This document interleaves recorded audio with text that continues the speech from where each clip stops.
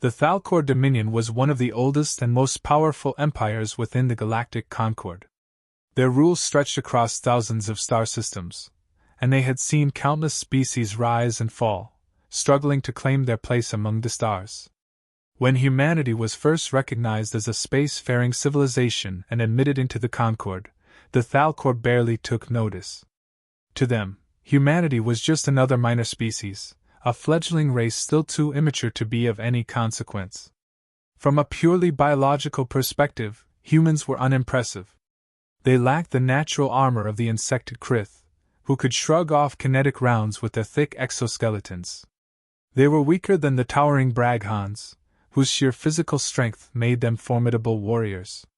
They did not possess the psionic prowess of the Zifiri, whose mental abilities allowed them to control the battlefield without lifting a finger. But humanity had something else, something that the Thal'kor, in their arrogance, failed to see.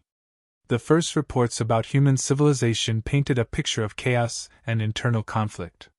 Unlike many other species in the Concord, humans had no single unifying government when they achieved spaceflight. Their world was divided into warring nations, each with its own culture, ideals, and conflicting ambitions. Wars had defined their history, shaping every aspect of their development. By the time they reached the stars, they had already fought thousands of wars among themselves, each more brutal than the last. To the Thal'kor and many other species in the Concord, this was a sign of weakness. A race so divided could never stand against a true interstellar empire. The Thal'kor believed that humanity's chaotic nature would be their downfall, that internal strife would eventually consume them long before they could ever become a real power in the galaxy. Yet, something about humans troubled the Concord scholars who studied them. Unlike other warlike species, humans did not fight simply for conquest or survival. Their conflicts were often ideological, driven by abstract concepts like freedom, justice, revenge, and pride. And despite their tendency toward violence, they possessed an uncanny ability to cooperate when it suited them. This contradiction made them unpredictable, and that unpredictability made the Concord uneasy. When humanity first made contact with the greater galaxy, they did not approach with the reverence and humility expected of a young species. Instead, they came with bold curiosity, eager to learn and expand their influence. They adapted quickly, integrating alien technology into their own advancements at an astonishing rate. They were unafraid to challenge long-standing Concord traditions, questioning policies that had remained unchallenged for millennia. The Thal'kor were not impressed. To them, humanity's ability to adapt was irrelevant. Technology could be learned, diplomacy could be studied, but power, true power, was something innate, something a species was either born with or without. And in their eyes, humanity had no such power. Had the Thal'kor looked deeper, they might have seen the truth. Humanity's history of war and strife had not made them weak, it had made them resilient. Unlike the Thal'kor, whose empire had stood unchallenged for thousands of years, humanity had been forged in the fires of constant conflict. Every war they fought had forced them to become stronger, more adaptable, more ruthless when necessary. The Concord had seen species with powerful militaries before, species that waged war with terrifying efficiency.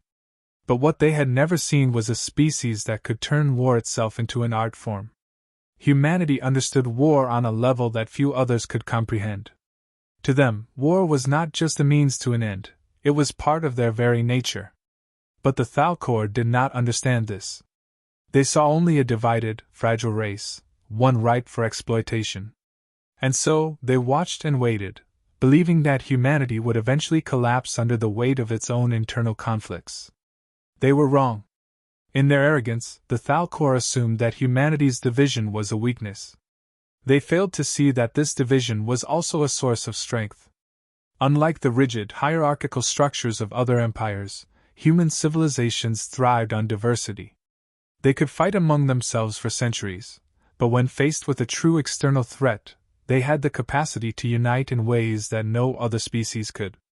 There was a saying among human strategists: never mistake disorder for disarray. The Thal'kor did not understand this, and their ignorance would prove to be a costly mistake. They believed they could manipulate humanity, play them against each other, and when the time was right, strike at their weakest moment. But they failed to account for the one thing that made humanity truly dangerous: their ability to turn adversity into strength. For decades, the Thal'kor observed humanity, waiting for the inevitable war that would tear them apart. And when that war finally came, the Thal'kor were ready. They watched as human factions clashed, as old alliances crumbled and new rivalries were born. They saw nations rise and fall, cities burned, and millions perished. It was the moment they had been waiting for, the perfect time to strike. But what they did not realize was that they were not the only ones watching. The rest of the Concord had grown uneasy. The war between human factions was unlike anything they had ever seen. It was not just a simple struggle for territory or resources. It was something far more complex, a conflict driven by ideas and beliefs, by betrayals and vendettas that stretched back centuries. And yet, despite the destruction, despite the unimaginable loss of life, something strange was happening. Humanity was not breaking. They were adapting, learning, evolving. Every battle refined their tactics, every loss hardened their resolve. They were turning war itself into a crucible, forging themselves into something new, something far more dangerous than the Thal'kor had ever imagined. The Concord had always assumed that war would be the end of humanity.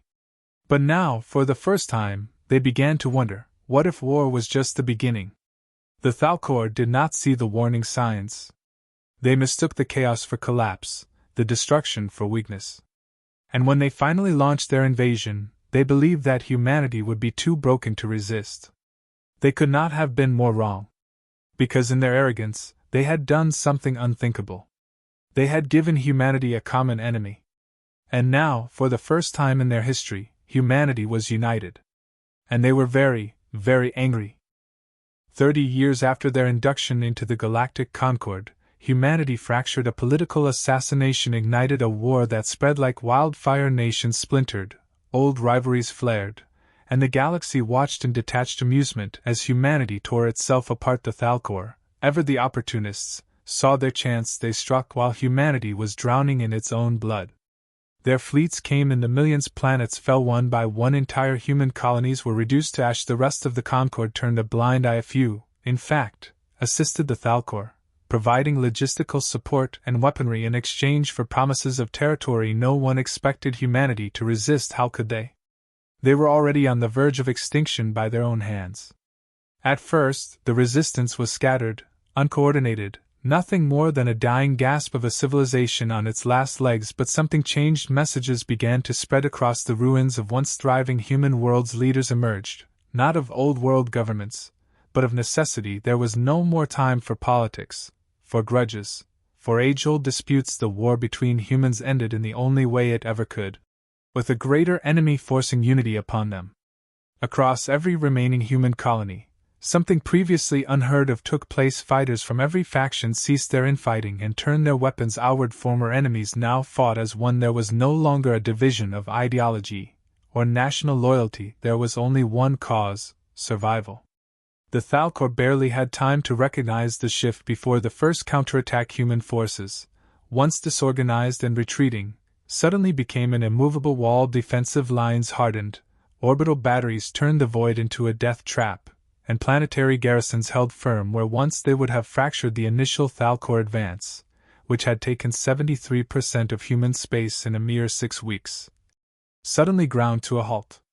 The first major defeat came on the ruined world of Carthage. The Thal'kor, overconfident from their easy victories, underestimated the sheer tenacity of the humans they now faced. They sent in their ground forces to secure the last bastion of resistance on the planet, expecting a swift and decisive victory. What they encountered instead was a nightmare.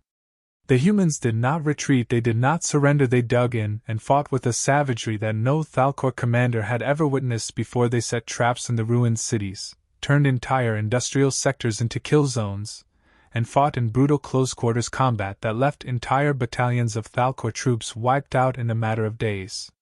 Orbital bombardments did nothing. The humans burrowed underground, using the very infrastructure they had built to shield themselves from annihilation. Every attempt to exterminate them only fueled their resolve. The Thal'kor, used to wars of attrition against weaker foes, could not comprehend an enemy that refused to break, that only grew stronger the more they suffered. And then the humans began their counteroffensive. For every world the Thal'kor conquered, human forces began to strike at their supply lines, their staging grounds, their orbital support structures. They adapted at an alarming rate, learning Thal'kor tactics and turning them against their oppressors. The scattered remnants of their fleet reformed into deadly strike groups, targeting key Thal'kor assets with pinpoint precision. The war that had begun as an inevitable conquest had become something else entirely. The Thal'kor, once confident in their overwhelming superiority, were now faced with an enemy that would not simply fight back but would fight to the bitter end. The fall of humanity had been expected. Their rise from the ashes, however, was something the galaxy had not foreseen. The fall of humanity had been expected. Their rise from the ashes, however, was something the galaxy had not foreseen. As the Thal'kor war machine ground to a halt, the humans did not merely resist, they struck back with a ferocity that defied all logic. The once fractured species turned their suffering into fuel, their pain into purpose.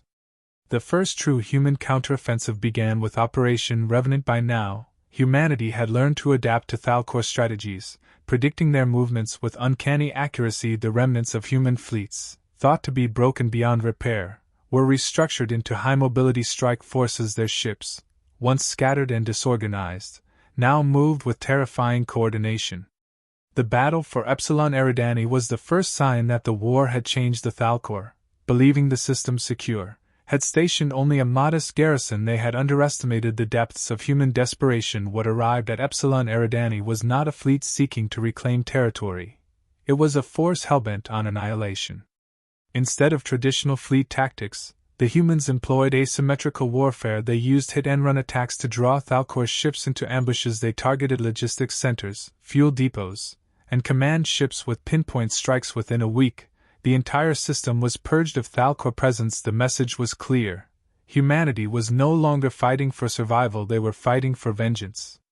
Across the former war zones, the tide began to turn. Human forces, previously outnumbered and on the defensive, now launched coordinated strikes against Thal'kor supply lines. They became predators, disrupting convoys, sabotaging infrastructure, and assassinating key enemy leaders. With every victory, they reclaimed lost ground, not just in space, but in morale. The galaxy, once content to let humanity fall, now watched in stunned silence as the species they had dismissed as weak proved themselves to be relentless. The Thal'kor responded with overwhelming force. The planet Helios Prime bore the brunt of their retaliation. A human stronghold, the planet had become a symbol of defiance, a beacon of resistance. The Thal'kor could not allow such a place to exist. They sent an entire armada to crush it, bombarding its surface relentlessly. But humanity had learned well. Rather than face them in open combat, the defenders of Helios Prime turned the planet itself into a fortress. Every city, every tunnel, every ruined building became a battlefield. Thal'kor forces advanced, only to be met with relentless ambushes, hidden explosives, and snipers that seemed to strike from the shadows. For months, the siege dragged on. The Thal'kor poured their might into Helios Prime, but it refused to fall. What they failed to realize was that while they were fixated on this one planet, human forces were advancing elsewhere. The siege had been a distraction, a calculated sacrifice. While the Thal'kor were bleeding themselves dry, the rest of their empire was crumbling. With each passing day, humanity pushed forward. The war had changed. No longer was it about reclaiming lost territory. Now, it was about something far more terrifying. It was about eradication. And the Thal'kor were beginning to understand that they were not the hunters anymore. They were the prey. The Thal'kor had made a fatal miscalculation. They had assumed humanity would be content with merely reclaiming their lost worlds. They believed, in their arrogance, that once the humans had secured their borders, they would seek peace. They were wrong. The moment Helios Prime had held against their might, the humans knew they could not just win this war, they could end the Thal'kor entirely. Humanity did not stop at defense. They did not pause for negotiations. They did not wait for the Thal'kor to recover. Instead, they pushed forward with a single, terrifying goal: to erase the Thal'kor Dominion from existence. The fires of retribution.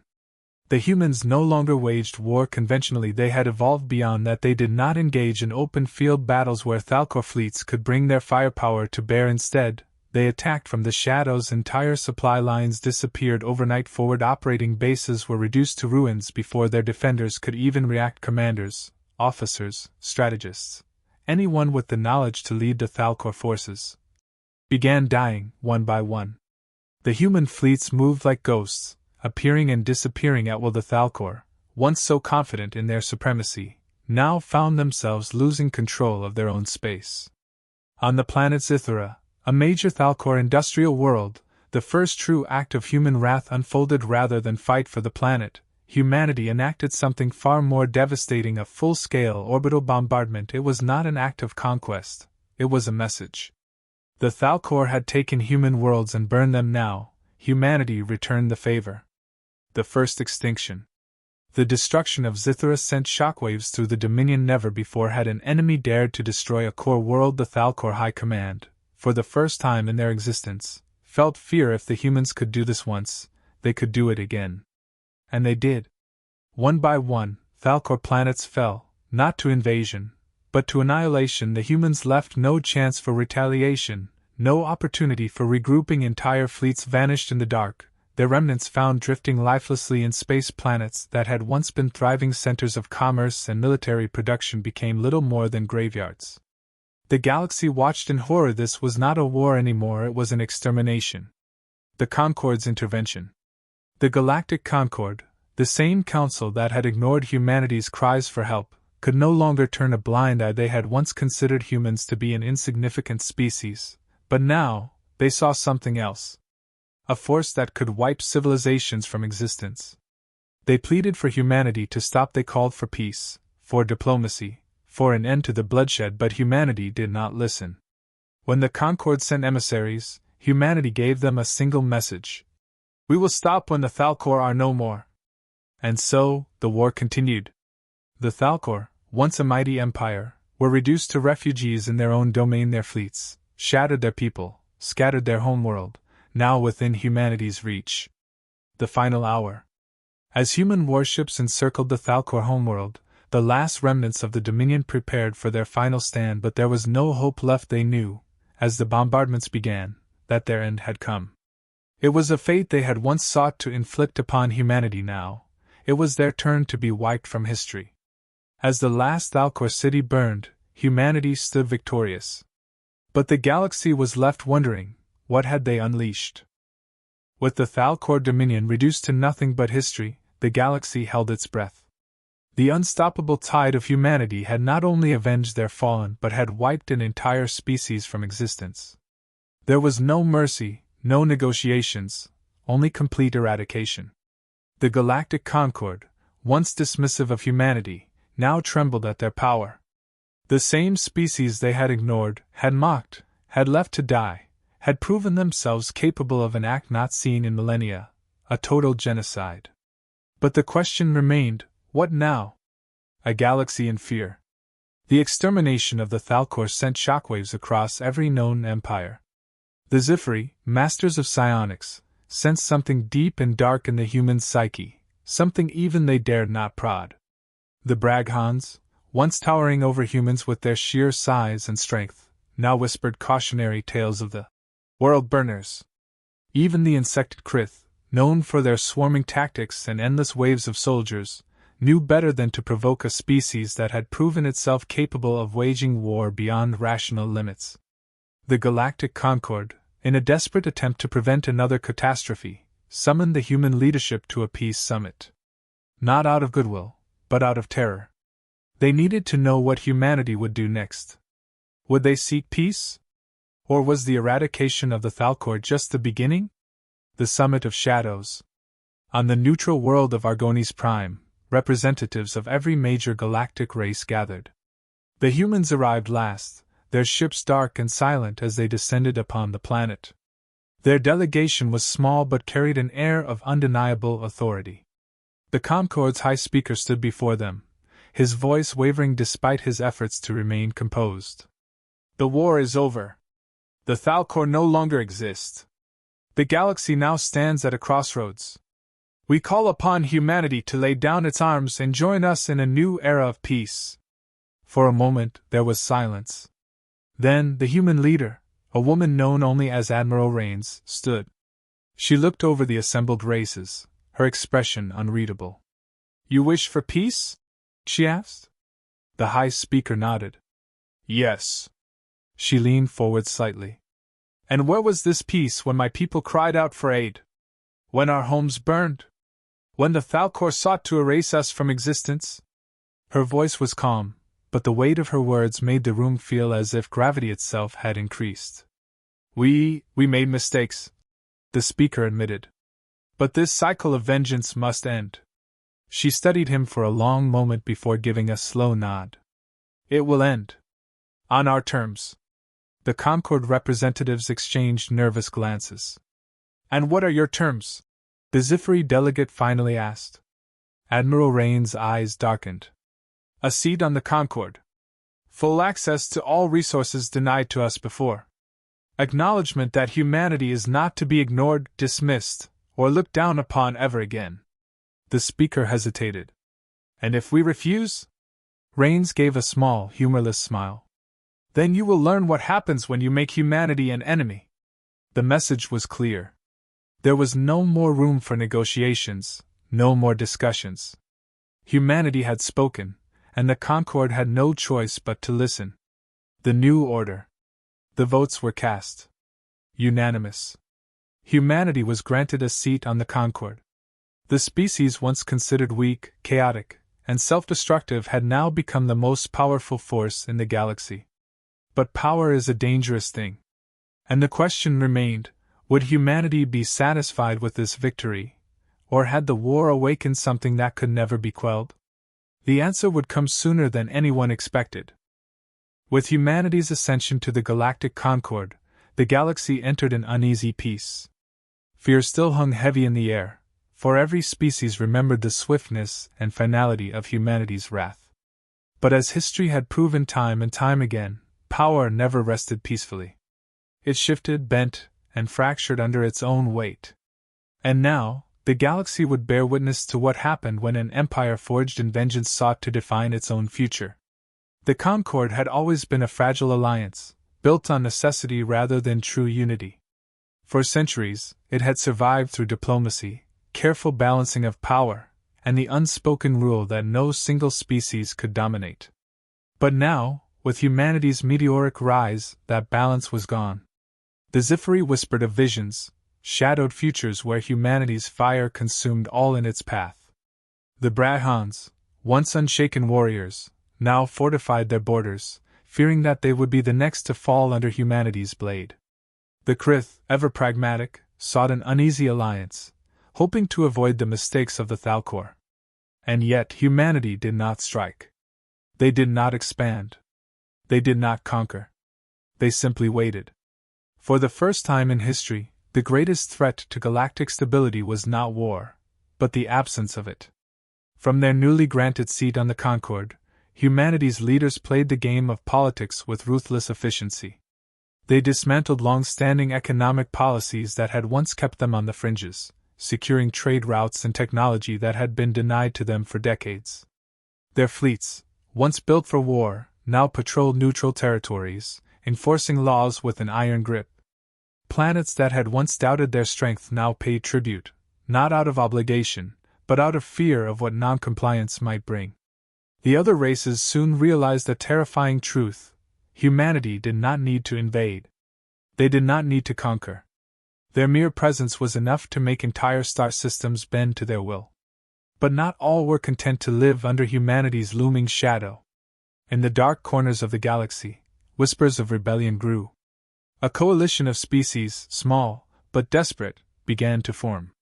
They called themselves the Restoration Pact, a secretive alliance dedicated to breaking humanity's hold on the Concord before it was too late. Among them were the Zifari, who feared that humanity's unchecked ambitions would one day erase all competition. The Brahans, once proud warriors, now longed to reclaim their lost dominance. Even remnants of the Thal'kor, those who had managed to flee before their homeworld burned, sought vengeance. Their plan was simple: strike before humanity could. On the colony world of Argenis 7, humanity's power was tested for the first time. A coordinated attack by Restoration Pact forces wiped out an entire human diplomatic fleet, leaving no survivors. The attack was meant to be a message, a warning that humanity was not untouchable. But humanity did not respond with words. They responded with fire. In less than a week, the skies of Argenis 7 were set ablaze. Human warships, long thought to be dormant, roared back into action. The rebel forces, expecting a measured retaliation, were instead met with total annihilation. No negotiations. No warnings. Just swift and brutal destruction. The message was clear: humanity was done waiting. With the Restoration Pact crushed before it could fully form, the galaxy once again fell into silence. But this silence was different. It was not the silence of peace, nor the silence of fear. It was the silence before a storm. Because now, humanity was not just fighting for survival. They were fighting to decide what kind of future they would create. And the galaxy could only watch,